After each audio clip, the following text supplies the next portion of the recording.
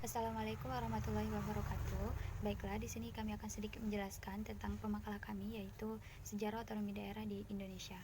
Nah, sistem otonomi daerah ternyata sudah terbentuk bahkan sebelum Indonesia merdeka. Berikut kami akan sedikit menjelaskan sejarah otonomi daerah dari masa ke masa. Yang pertama itu pada masa Belanda, sistem otonomi di era Belanda hanya untuk kepentingan penjajahan saja, agar daerah tidak mengganggu koloni dalam meraup kekayaan di Indonesia. Namun, ada beberapa yang bisa dipelajari dari sistem otonomi daerah era Belanda, yaitu kecenderungan sentralisasi kekuasaan dan pola penyelenggaraan pemerintah daerah yang bertingkat.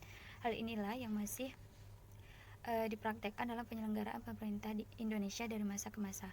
Kemudian kedua itu di era Jepang. Meski hanya dalam waktu 3,5 tahun, ternyata pemerintah Jepang banyak melakukan perubahan yang cukup fundamental. Pembagian daerah pada masa Jepang jauh lebih terperinci ketimbang pembagian di era Belanda. Awal mula masuk ke Indonesia, Jepang membagi daerah bekas jajahan Belanda menjadi 3 wilayah kekuasaan. Wilayah tersebut yaitu Sumatera di Bukit Tinggi, Jawa dan Madura dengan kedudukan di Jakarta, serta wilayah timur seperti Sulawesi, Kalimantan, Sunda Kecil, dan Maluku.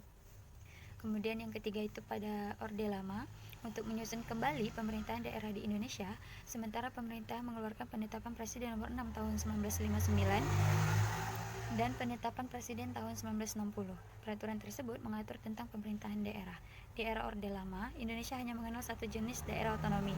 Daerah otonomi tersebut dibagi menjadi 3 tingkat daerah, yaitu yang pertama kota raya, yang kedua kota media, dan ketiga itu kota praja. 4. Orde Baru. Pada era ini, secara tugas menyebutkan ada 2 tingkat daerah otonom, yaitu daerah tingkat 1 dan daerah tingkat 2. Selama Orde Baru berlangsung, pemerintah pusat memperketat pengawasan atas pemerintah daerah.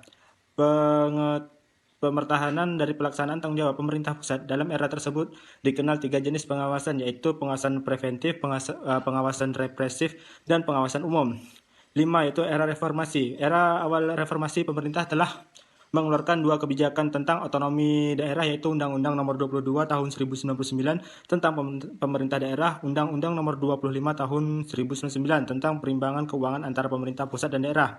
Dalam perkembangan kebijakan otonomi melalui undang-undang tersebut dinilai baik dari segi kebijakan maupun implementasinya. Otonomi daerah di era reformasi menjadi jawaban dari persoalan otonomi daerah di Orde Baru, seperti masalah desentralisasi politik, desentralisasi administratif, dan desentralisasi ekonomi.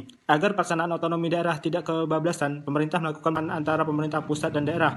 Dari situlah dimaksud dengan otonomi seluas-luasnya adalah daerah diberikan kewenangan mengurus dan mengatur semua urusan pemerintah di luar yang menjadi urusan pemerintah daerah, memiliki kewenangan untuk kebijakan dalam memberikan pelayanan, peningkatan peran serta perkasa dan pemberdayaan masyarakat yang bertujuan pada peningkatan kesejahteraan rakyat. Mungkin itu saja yang bisa saya jelaskan dari materi makalah saya. Saya Eri, Assalamualaikum warahmatullahi wabarakatuh.